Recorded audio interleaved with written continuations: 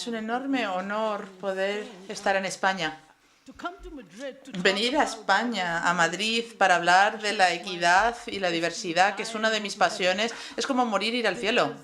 Porque me encuentro en una ciudad histórica, en una de las ciudades más hermosas, un país que siempre me ha fascinado, porque soy musulmana y creo que tenemos una conexión, ¿verdad? He leído muchísimo sobre la historia española, sobre la historia de la cultura morisca en España. Y estar aquí, bueno, ahora mismo me podría morir y de verdad que me moriría feliz. Así que muchísimas gracias por invitarme. Él dice, por favor, no se muera, ¿eh? Voy a hacer lo que pueda a ese respecto. Y lo siento, normalmente soy muchísimo mejor ponente si no tengo que leer un discurso preparado, pero la embajada canadiense me ha pedido que escriba algo, así que discúlpenme, porque voy a leer y lo voy a hacer deprisa. Pero el objetivo de cualquier sociedad democrática es crear una sociedad justa y equitativa, y que también incluya la diversidad, y la legalidad del país tiene que poner en una balanza los derechos de los distintos ciudadanos, y en un momento de conflicto tiene que fundamentarse en los principios constitucionales para poder llegar a un arbitraje de estos conceptos. Es importante, por tanto, reconocer que Canadá nunca ha tenido una religión formal o un compromiso al laicismo formal. No estoy hablando de Quebec, estoy hablando de Canadá. En cuanto estamos hablando de que los retos de la confesión religiosa puede suponer algo para lo que todavía estamos evolucionando y todavía no sabemos si, por ejemplo, mostrar una adherencia a un determinado valor religioso puede suponer un problema, por ejemplo, para las minorías en Canadá. De acuerdo con la segunda sección de la Carta de los Derechos y Libertades, el derecho de la libertad a la religión es uno de los derechos fundamentales.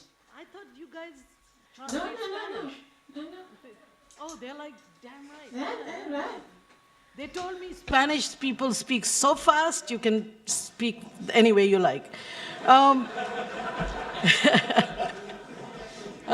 No hay ningún problema. Puedes seguir, no hay problema ninguno, ¿eh? Okay. So the Charter of Rights and Freedoms La Carta de los Derechos y Libertades reconoce los derechos religiosos como derechos fundamentales, pero también lo que habla es sobre la multiculturalidad en el artículo 27 y lo que está mostrando que es uno de los atributos fundamentales y que define lo que es la nación. Y voy a citarles. Se trata de una carta que indica que la multiculturalidad tiene que formar parte de la preservación y la mejora de la herencia multicultural de los propios canadienses. No habla de las minorías, sino de la herencia o el patrimonio multicultural de todos los canadienses. Eso es yo como absolutamente cualquier otro canadiense. Este es un dato fundamental. De ese motivo, el pluralismo religioso forma parte de la legislación multicultural de Canadá. Y este hecho queda reflejado en la historia de Canadá. Por ejemplo, tenemos una serie de colegios internados, no solamente para aquellos que eran aborígenes, pero, por ejemplo, también teníamos una serie de juntas escolares de confesión católica y también una serie de sistemas de creencias aborígenes. Algunas personas han sugerido que la diversidad religiosa o el discurso religioso forma parte del discurso político en Canadá y así debería ser, pero otros han dicho, por ejemplo, si nos gusta o no nos gusta, tenemos una diversidad religiosa y hay que aprender a vivir con esta realidad. De acuerdo con este punto, Canadá no lo está haciendo mal a un nivel micro, pero si estamos centrándonos en el nivel de política pública o administración pública, bueno, estamos haciendo lo que podemos. Y lo interesante aquí es que no tenemos problemas a la hora de diseñar los programas para adecuarnos a la diversidad religiosa. Cuando diseñamos el programa, por ejemplo, si tenemos un barrio con la población predominantemente musulmana, pues podemos generar un programa que lo diseñado específicamente para dicho barrio, porque el programa tendrá mucho más sentido si lo adaptamos a la comunidad. Pero el problema surge cuando la gente quiere excepciones una excepción a los reglamentos estatales. Por ejemplo, en Ontario hemos tenido un caso en el que una mujer, llamémosla N, no se ha hecho público su nombre, entonces ella básicamente llevó a juicio a su tío y a sus primos por un caso de acoso sexual, y ella quería llevar su velo, quería llevar un velo, quería llevar el niqab en el juicio, y ahí había un problema porque la defensa, de acuerdo con la ley canadiense, tiene derecho a ver el rostro de aquel que le acusa. Entonces, esta mujer es suficientemente valiente como para acusar a su familia por haber llevado a cabo un abuso sexual, pero no podía presentarse a juicio con el niqab. Y entonces ella estaba pidiendo una excepción a la norma porque quería testificar contra su familia, pero quería llevar el niqab, y entonces el Estado no sabía muy bien qué hacer ante esta situación. Entonces, lo que ha hecho Canadá es utilizar un enfoque caso a caso. Entonces, en primer lugar, el tribunal dijo no, si va a testificar, tiene que hacerlo sin el niqab. Entonces ella presentó una apelación y el Tribunal Superior dijo, ella tiene derecho a protección de acuerdo con la Carta de Libertades y Derechos. Entonces, lo que había que hacer desde el punto de vista del juez era llegar a un equilibrio entre lo que era la defensa de ese testigo, así como el derecho propio del que es acusado a ver el rostro del que le acusa. Entonces, no les puedo contar lo que ha ocurrido, eso sí, pero tendrán que esperar porque todavía no tenemos resolución de este caso. Lo que hemos visto es que básicamente la mayor parte de los legisladores no desean tener una lente de adaptación o de ecuación porque normalmente ya estamos utilizando un enfoque cultural centrado en la diversidad y ya estamos trabajando con la equidad. Entonces, no están interesados en desarrollar un enfoque también religioso porque consideran que forma parte ya del puzzle de la diversidad cultural y de la equidad que ya se está teniendo en cuenta. Entonces, hay muchas diferencias entre todos los legisladores, por supuesto, eso sí. Sin embargo, en la ciudad de Toronto tenemos una larga tradición de trabajo en área de equidad y diversidad. Por ejemplo, si nos equivocamos, intentamos que pequemos del lado de la inclusión. Nuestra posición siempre se ha centrado en, no, tú no me pides que me adecue a ti, sino yo voy a tener en cuenta tus necesidades antes de que tú te pongas en contacto conmigo para pedirme algo. Si yo, vale, no lo he hecho bien, bueno, entonces pídemelo, no hay ningún problema. Pero primero yo voy a pensar en tu diferencia antes de que tú siquiera te plantees que tienes que pedirme algo. Y eso es lo que está haciendo la ciudad de Toronto, el Ayuntamiento de Toronto. Lo que estamos es centrarnos en el pluralismo étnico, racial, demográfico, socioeconómico, religioso, etc. En mi experiencia puedo decirles que la diversidad no ha sido uno de los problemas fundamentales, sobre todo si hablamos de la religión, y esto probablemente se deba a varios motivos. En primer lugar, Canadá siempre ha tenido una tradición de diversidad, incluyendo la religión, es previo incluso a la llegada de los colonos de la antigua Europa a toda la colonización occidental, porque los propios tribus aborígenes ya eran muy diversas, con culturas, con sistemas de crecimientos muy distintos. También luego tenemos los colonos británicos o que hablaban inglés y los francófonos, con una cultura completamente diferente. Y luego hemos llegado todos nosotros después y ahí ha habido muchísimas más diferencias. Canadá siempre ha tenido esta tradición de diversidad, no hay nada nuevo, es lo que dijo el señor Bouchard antes, el profesor Bouchard. Sí, no se trata de una mayoría y de una minoría, sino que siempre hemos sido diversos, siempre ha habido diversidad. Y el segundo punto es que la narrativa nacional de Canadá siempre ha sido la de un país de colonos, donde la diversidad siempre ha sido parte del proceso de crear nación. Ya en los 60, Canadá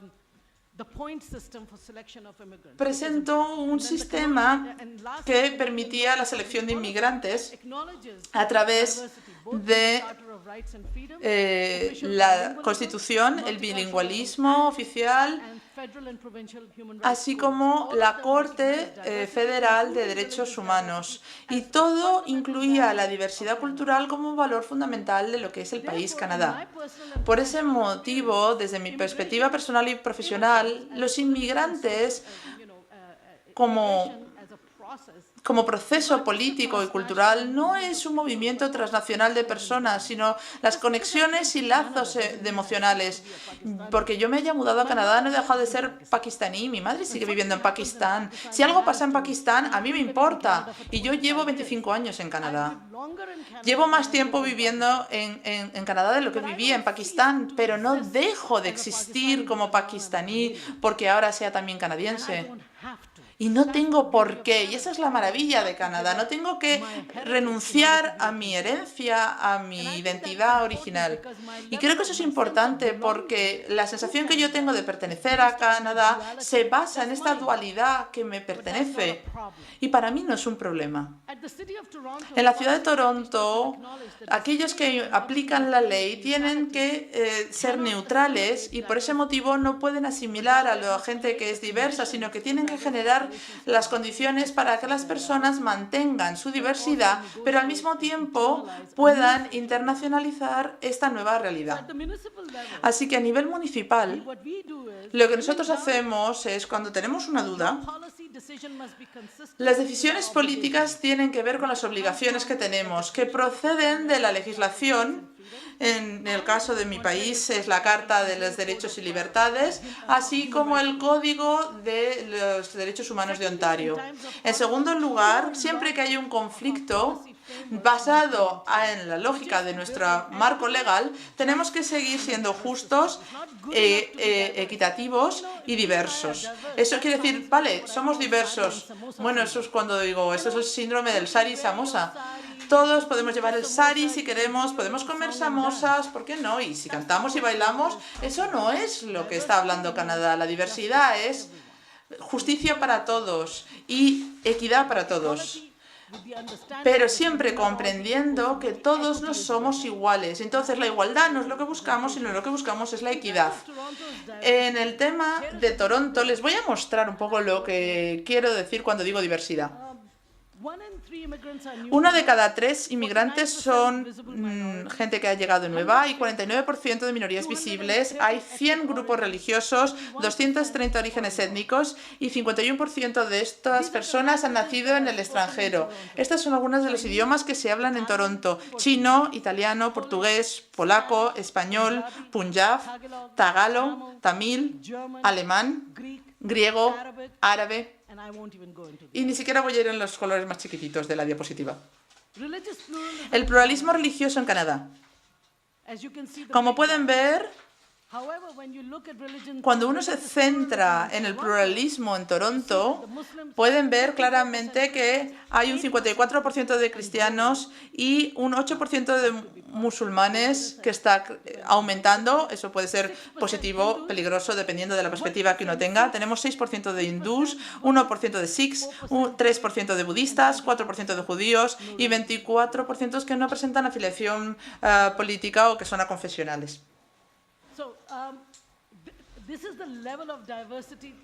Este es el nivel de diversidad en cuanto a religión, pero ¿y en cuanto a lenguas? Bueno, pues los idiomas no oficiales son el 45%, el inglés es el 51%. En cuanto a cuál es la lengua que se habla en casa, bueno, el inglés es el 64% porque tenemos segunda y tercera generación de inmigrantes. Mis hijos, por ejemplo, su lengua materna, bueno, quizá fue urdu originalmente, pero ellos hablan inglés y francés. En casa, ellos hablan inglés. Entonces, por eso el inglés en casa es un idioma mucho más predominante, incluso aunque hay otras lenguas maternas. Ahora bien, yo quería mostrarles esto. Esto es lo que ha adoptado como principio la ciudad de Toronto. ¿Queremos ser iguales? Hacéis lo que aparece a la izquierda. Sí, eso es cuando tratas a la gente con igualdad. Vale, el bajito no se siente muy bien, ¿verdad? No está tan contento.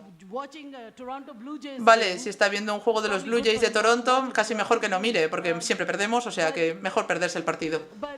Pero ¿veis a lo que me refiero con igualdad? Si todos reciben exactamente el mismo trato, es que para empezar no son iguales. Entonces lo que hemos elegido hacer es equidad, no igualdad, que significa, como pueden ver, todos no son iguales, lo que hay que tratarles es de forma equitativa, para que el resultado sea equitativo. No podemos tratarles de forma igual porque no son iguales. Hay que tratarles de tal manera de que al final, el resultado, todos sientan que han recibido la misma experiencia. Eso es una diferencia fundamental.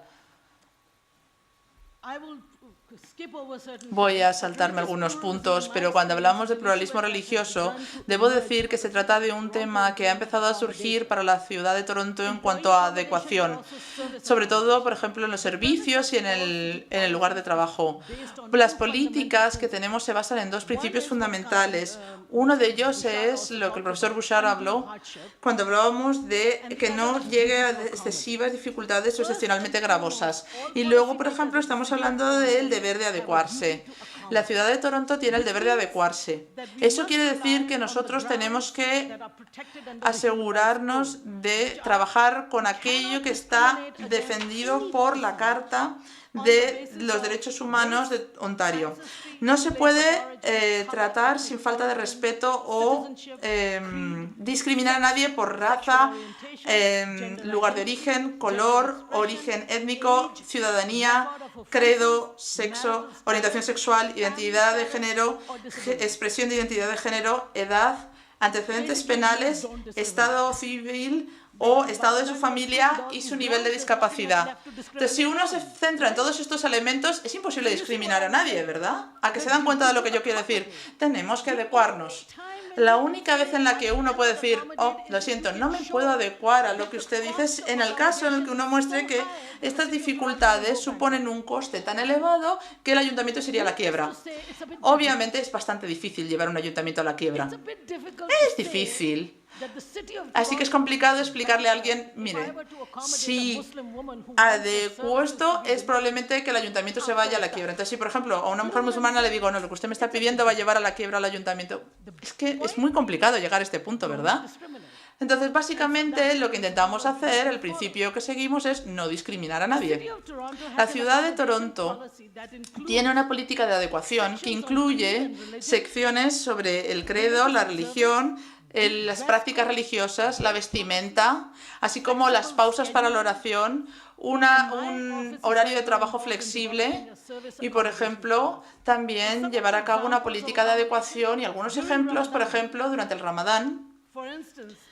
Por ejemplo, nosotros le pedimos a todas las divisiones del ayuntamiento, a todos los departamentos, que tengan en cuenta que aquellos que trabajan para el ayuntamiento o aquellas personas que trabajan en trabajos físicos necesitan un trato especial. O, por ejemplo, aquellos trabajadores que necesitan unas pausas para oración, o hay aquellas personas que están haciendo un trabajo, si es un día muy caluroso, pues a lo mejor no hay que mandarles a trabajar fuera porque están en Ramadán.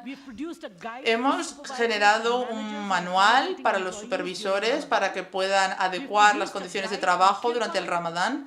También hemos generado un manual sobre el kirpan. No sé si saben qué es el kirpan. Es una daga ceremonial que utilizan los sikhs. Los sikhs más conservadores la llevan siempre consigo, es un símbolo fundamental de su fe, pero no se utiliza nunca como una arma, aunque lo puede parecer un arma blanca. Y entonces tenemos una política de adecuación para este tema. También, por ejemplo, tenemos en todas las instalaciones públicas una sala de oración aconfesional. Y también, por ejemplo, en los barrios, por ejemplo, si hay mucha población musulmana, bueno, pues si tenemos una piscina, las mujeres no van a ir a las clases de natación. Y la gente decía, ¿y por qué no vienen? Pero sí es bueno para que las mujeres vengan, aprendan a nadar, naden, es bueno para su salud, pero las mujeres no venían. Y entonces dijeron, bueno, pues vamos a reservar un día para que solo vengan mujeres a nadar. El resto de las clases son pues para hombres y mujeres, pero un día a la semana iba a ser solo para mujeres. Únicamente para mujeres.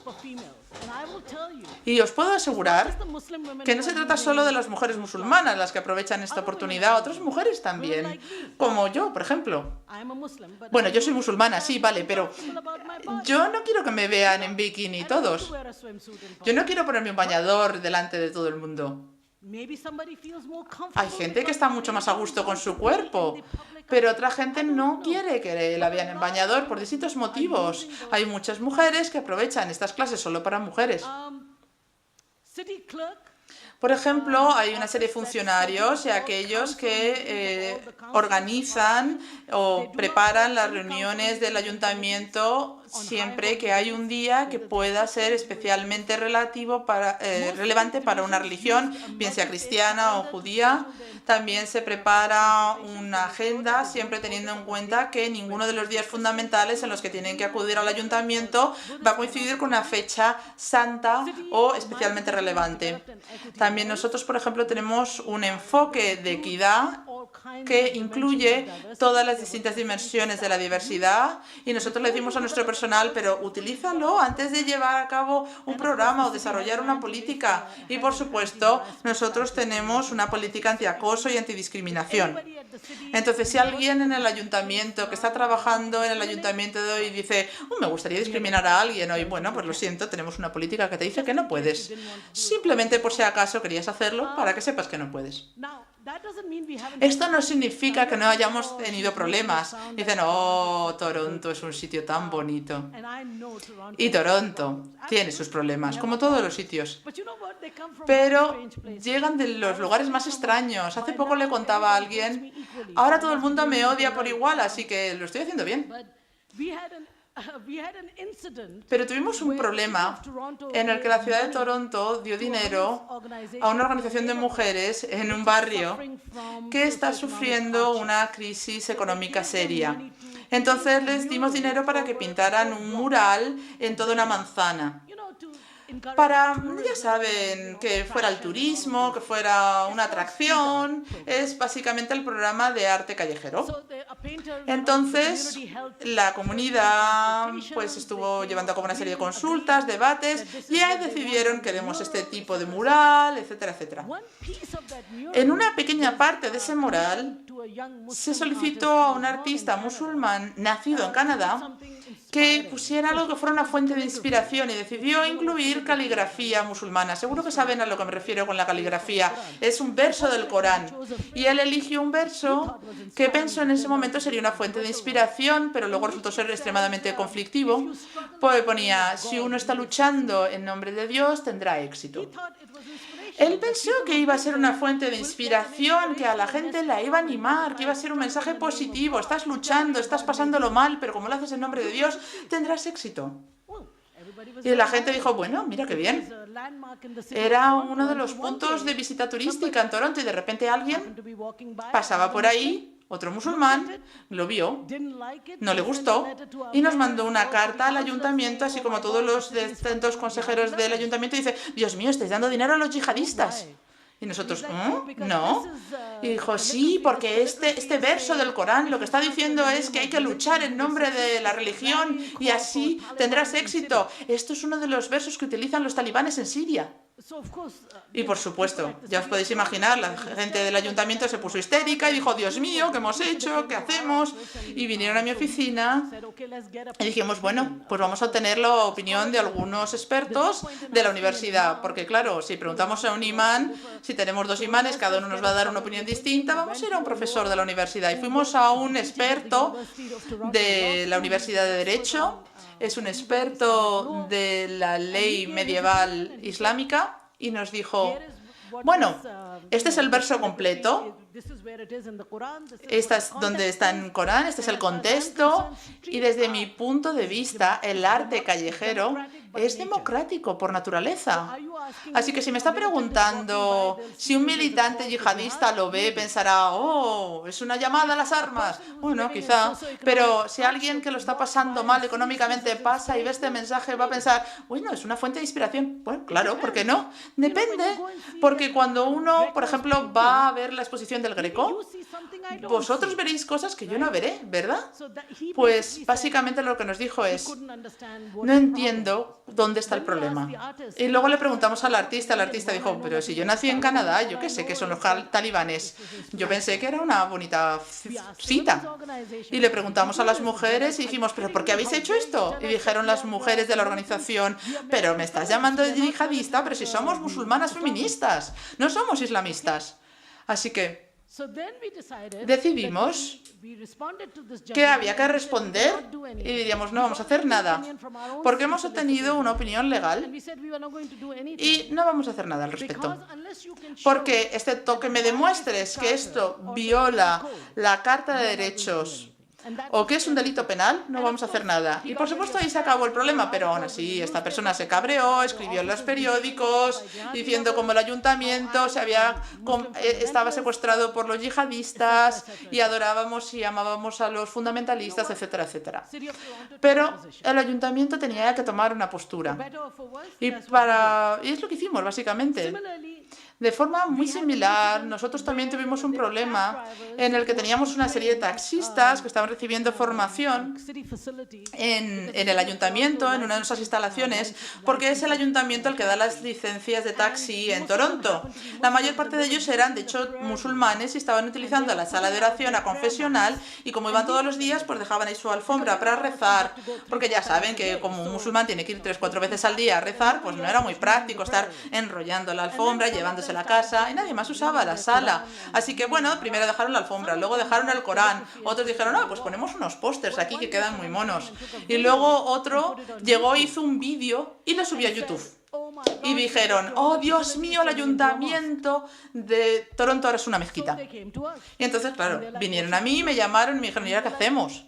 Y dije, pues hay que quitar los pósters, hay que quitar el Corán y hay que doblar las alfombrillas, porque esto no es una mezquita, es una sala de oración a confesional. Y dijeron, ya, pero nadie la usa. Y dije, me da igual. Es que da igual. Es una sala confesional. Es a confesional. Y sé que es muy incómodo, pero lo siento, es lo que hay. Pero nadie vino y me dijo, madre mía, es un amante de la libertad y de los confesionales. No, siempre van a por mí cuando soy una yihadista, pero bueno. Este fue otro de los problemas con los que nos tuvimos que enfrentar. Yo básicamente os puedo dar mis conclusiones personales porque estoy segura de que me he quedado sin tiempo ya. En cuanto a mi experiencia personal, Canadá todavía es un experimento. Siempre ha sido diversa y tenemos que llegar a un acuerdo entre las diferencias a través de un marco legal.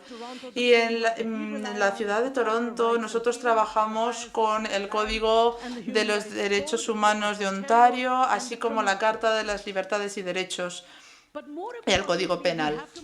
Para nosotros es fundamental que nuestra política no solo tiene lógica con el marco legal, pero también con la lógica propia que está basada en los fundamentos, en los valores fundamentales de Canadá. Es decir, diversidad, equidad y justicia. Y para nosotros es fundamental ser justos. Y ese es el elemento fundamental de la política pública, de la administración pública.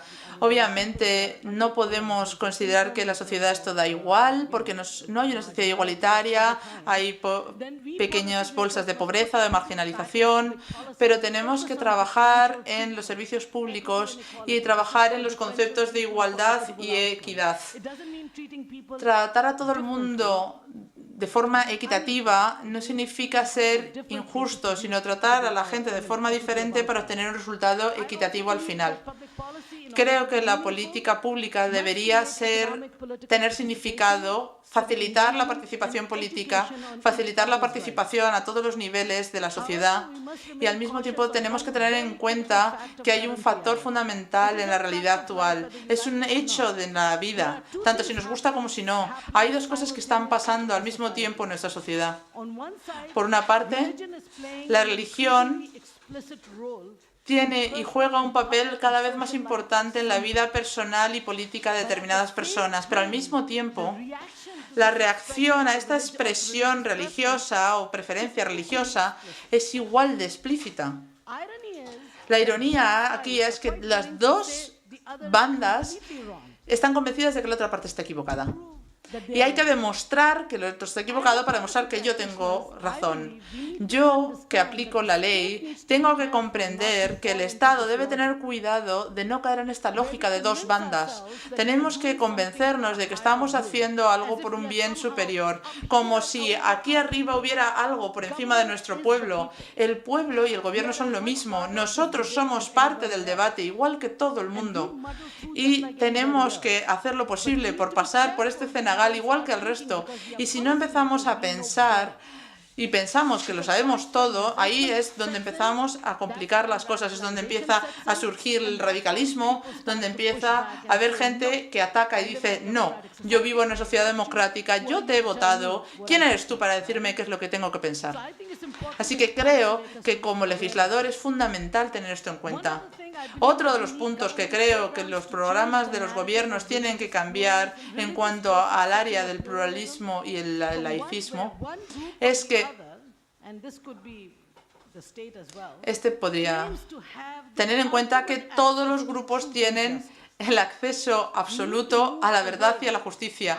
Hay que pensar si soy religioso o no religioso, si tengo una creencia religiosa, si pertenezco a la población laica, tenemos que superar estas divisiones duales y generar un propósito común en sociedad, porque vivimos todos juntos en Toronto. Tanto si sale el sol como si llueve, si nos va bien o nos va mal, tenemos que salir de los apuros juntos. Así que es mejor tener un diálogo en el que compartamos una comprensión de lo que es superar los problemas juntos. También tenemos que tener en cuenta que el racismo y el prejuicio existen y que la diferencia entre la religión y el laicismo puede generar un espacio perfecto para la xenofobia. Y hay que tener muchísimo cuidado para evitar la creación de la otredad, de ese otro. Y creo que el Instituto CAICIT tiene un programa que observa el otro étnico, porque muchas veces pensamos que los valores que son distintos a los nuestros o a la mayoría no son correctos. El pluralismo religioso muestra, igual que cualquier otra área del pluralismo, una necesidad de negociación y de equilibrio, y es imposible encontrar equilibrio si seguimos pensando que el resto de la población son hijos de un Dios menor.